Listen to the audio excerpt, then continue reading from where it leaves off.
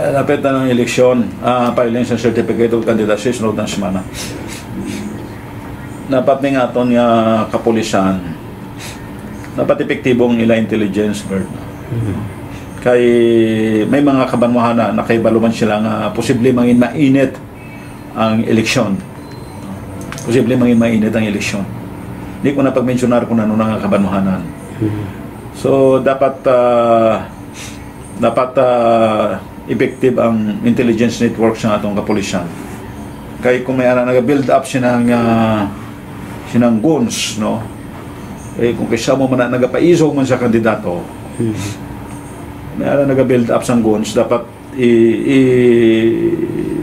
i-neutralize dayon na kung sa nobla inip in the bad dayon. No?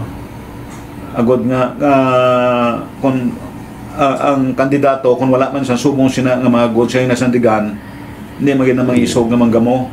Pero kung may ginasaligan gani, posible mangisog man. Kag ang pinakmalain dira, kung di satisfied sa dalagan sa eleksyon, o kung di satisfied sa result sa eleksyon, basta mag-resort siya hindi mayo.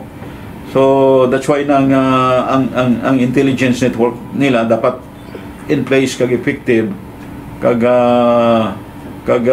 i-neutralize dayon kung may neutralize dayon kung may ara nga daw ga-build up sining mga guns kani kag pukusan gid nga ina mga kabanwahanan nga posible maging mainit ang eleksyon, pukusan gid na nga ma-avoid ang pag ginamo sa mga kabanwahanan.